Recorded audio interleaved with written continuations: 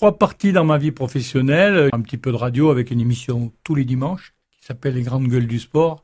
Ensuite, une émission tous les jeudis sur Canal Plus Sport. L'émission qui s'appelle Les Spécialistes Handball qui vient de sortir. Vous savez, celle qui précède le match télévisé, comme ça se fait au rugby, comme ça se fait au foot.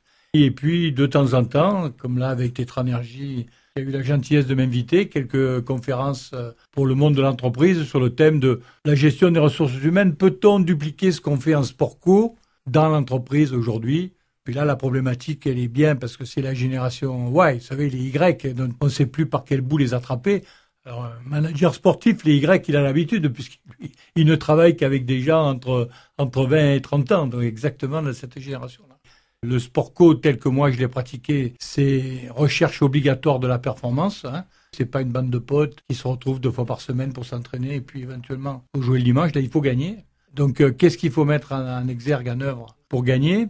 Et puis la deuxième chose, c'est ce mélange entre laisser s'exprimer les individus par rapport à leur qualité, mais faire en sorte aussi que chacun d'entre eux respecte les autres.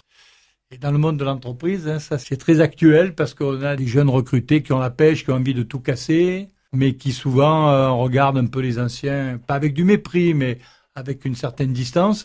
Et les anciens, ils aiment pas ça du tout parce que l'ancien, il aime être respecté et tout ça. L'image du hand a été un petit peu écornée ces derniers mois. Bah oui, moi, vous savez, souvent on me sollicite dans des moments pareils pour représenter le vieux sage.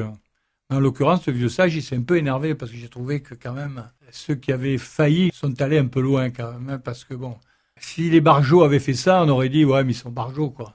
Alors que là, on n'arrêtait pas de nous dire que cette nouvelle génération a été superbement structurée, responsable de ses actes et tout. Donc voilà. Alors, j'espère que ce n'est qu'une erreur de parcours. Je suis là depuis presque une semaine, donc je n'ai pas suivi les derniers rebondissements de l'affaire. Mais c'est vrai que, comme on le dit souvent, il a fallu 20 ans au handball pour se construire une belle image, de 92 à 2012. Et des fois, il suffit de 10 minutes pour tout foutre en l'air, quoi. Donc voilà, c'est trop tard pour effacer ce qui s'est produit. Ce qu'on espère, c'est que tous ceux qui nous font confiance continueront à le faire, que ceux qui ont fait des fautes seront capables de l'avouer et qu'on repartira du bon pied. C'est peut-être une crise de croissance. Un mot sur une autre actualité, je pense à Paris.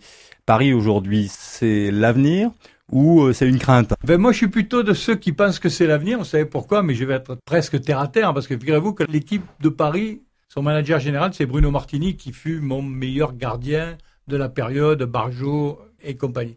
Et l'année dernière, ce club a failli descendre au point que j'ai été sollicité pour aller leur faire un petit peu de fighting spirit juste avant la fin pour pas qu'ils descendent. Ils ont réussi à pas descendre.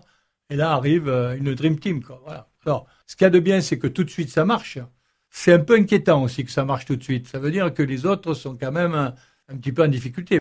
Donc, beaucoup d'argent, 9 millions d'euros de budget, c'est-à-dire presque un tiers de plus que Montpellier, quoi. C'est presque indécent, quoi, que cet argent arrive d'un coup.